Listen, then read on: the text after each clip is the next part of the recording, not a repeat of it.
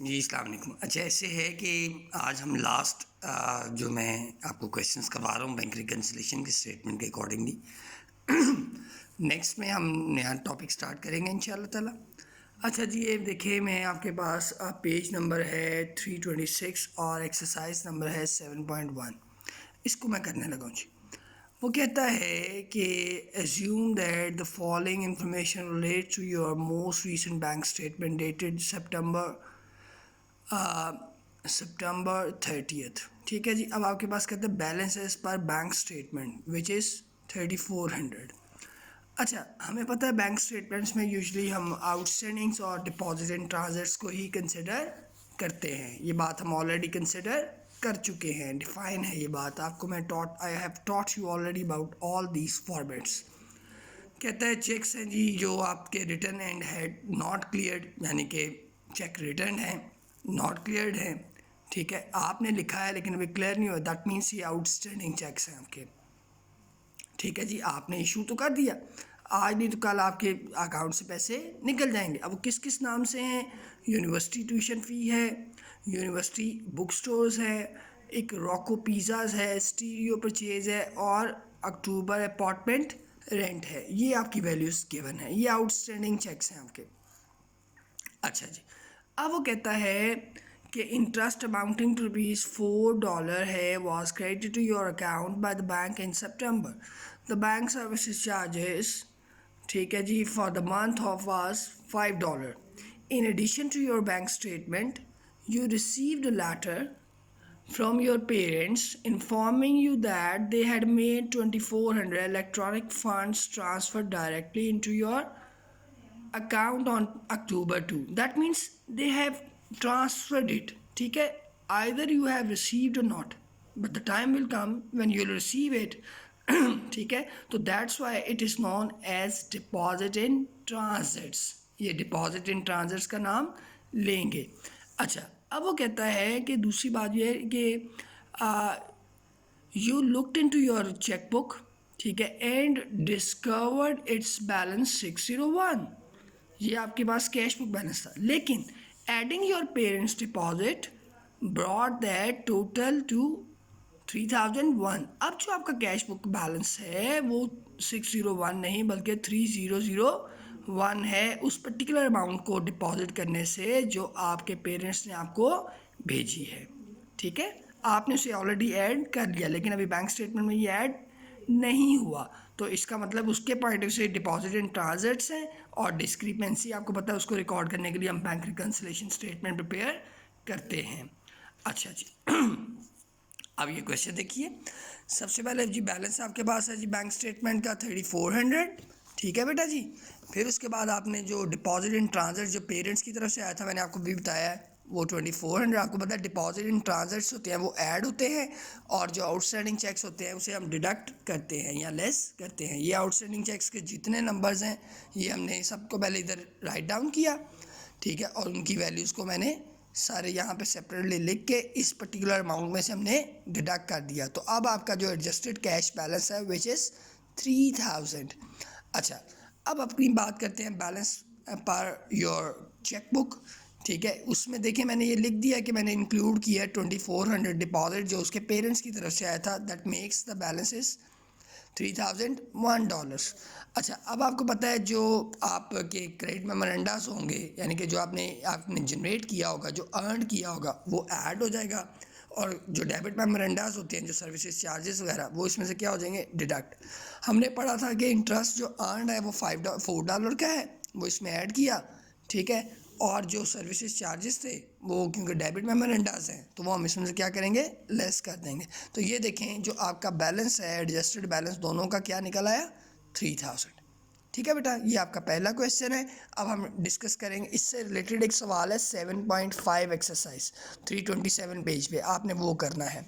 ठीक है जी, अब मैं सेकंड एक प्रॉब्लम की तरफ जाऊंगा। ओके जी, प्रॉब्लम नंबर 1 हम देखेंगे। ठीक है, ये पेज नंबर है आपका 331। इसमें वो कहता है, देखिए पहले मैं पढ़ लेता हूँ, the ledger account for the cash holds. ये लेजर अकाउंट है, ज़हन में रखिएगा। लेजर अकाउंट जो होता है वो कैश बुक से रिलेट करता है, आपके डिपॉजिटर से रिलेट करता है। ठीक है जी, और यानी कि ये वो पर्टिकुलर होता है जो आपका रिकॉर्ड शो कर रहा होता है, अकाउंटिंग रिकॉर्ड शो कर रहे होते हैं, जो लेजर अकाउंट होता है वो कैश शोड। ठीक है जी, ये तो कैश बुक का बैलेंस है, नीचे ही आपके पास बैंक स्टेटमेंट का बैलेंस है।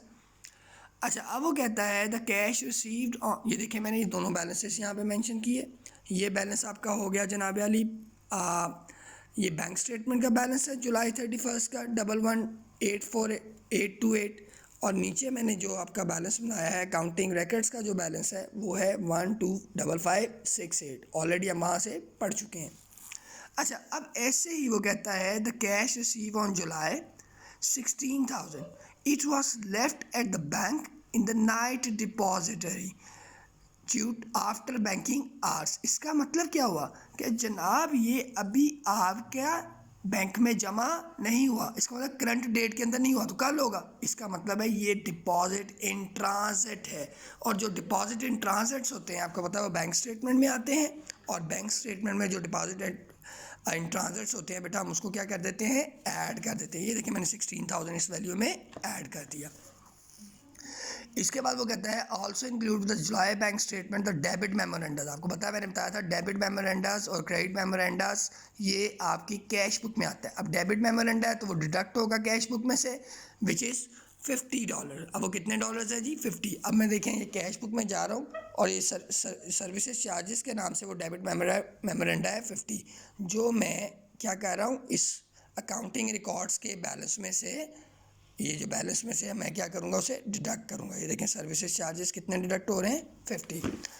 फिर वो कहता है कि जनाब आली आपका क्रेडिट मेमोरेंडस, आपको पता है क्रेडिट मेमोरेंडस भी जाते कहाँ पे हैं, बिल्कुल आपके कैश बुक यानी कि आपके डिपॉजिटर यानी कि आपके अकाउंटिंग रिकॉर्ड वाले बैलेंस में जाते हैं। अब वो जो क्रेडिट मेमोरेंडस हैं, ठीक है, और जो इंडिकेशन कर रहे हैं नॉट रिसीवेबल के नाम से, वो 4,000 है। ठीक है जी, अब ये देखें note receivable collected by the bank, ठीक है, कितना आ रहा है 4,000। ये क्योंकि क्रेडिट मेमोरेंडस है और इस वजह से ये ऐड होगा अकाउंटिंग रिकॉर्ड्स के अंदर। ठीक हो गया बेटा, तो ये देखें ये मैंने ऐड किया। अच्छा, अब इसके बाद वो कहता है कंपैरिजन। देखिए मैंने कंपैरेटिवली बताया था, जब कंपैरिजन आ जाता है कोई एरर कमिट हुआ होता है, या तो वो एरर अब सबसे पहले आपने आइडेंटिफाई करना है कि वो एरर बैंक स्टेटमेंट का है या अकाउंटिंग रिकॉर्ड्स का है, ये हमने खुद देखना है।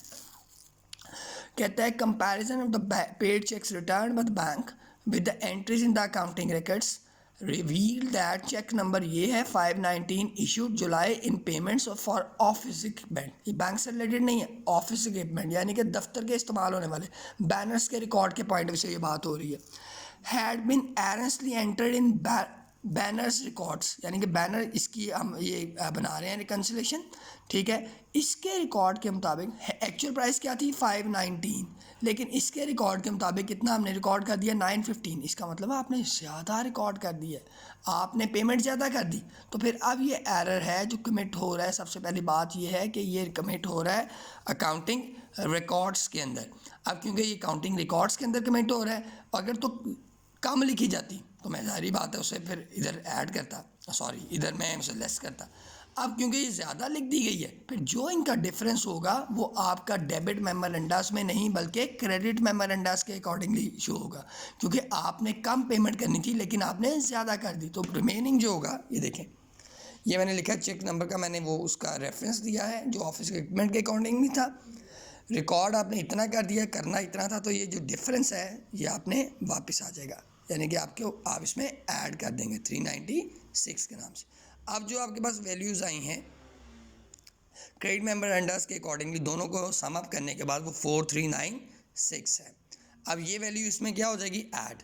और आगे चलते हैं जी, कहता है examination of the paid cheques also reveal that 3 cheques हैं not yet been paid to the bank, यानी कि नॉट पेड है। दैट मीन्स कि ये आपके आउटस्टैंडिंग चेक्स हैं जो अभी आपने पे करने हैं। अब ये देखें जो आउटस्टैंडिंग चेक्स है आपको पता है उनके नंबर्स मैंने लिखे, उनकी वैल्यूज़ लिखी, इधर में मैंने ऐड करके आउटर में मेंशन कर दिया। आखिरी बात है 8 नंबर पॉइंट में, कहता है एक बैंक स्टेटमेंट है 200 cheques drawn by the Howard Williams है, कस्टमर ऑफ बैनर्स है, this cheque was marked NSF। अब जो NSF है हमने पहले ही बताया था वो भी डेबिट मेमोरेंडास में आएंगे, क्योंकि उसकी ज़ाहिर बात है नॉट सफिशिएंट फंड्स थे $200 के, तो वो भी हमने डिडक्ट ही करेंगे NSF के नाम से 200। तो ये आपने इसमें से दोनों को सम किया तो 250 बना। अब आपने जो इस वैल्यू में से यानी कि जो आपके अकाउंटिंग रिकॉर्ड्स हैं, अकाउंटिंग रिकॉर्ड में से आपने सबसे पहले जो ऐड चीज़ें थी यानी कि क्रेडिट मेमोरेंडास थे, दोनों को आपने ऐड किया, और जो क्रेडिट मेमोरेंडास थे सर्विसेज चार्जेस और NSF चेक्स के अकॉर्डिंगली वो इसमें से लेस किया।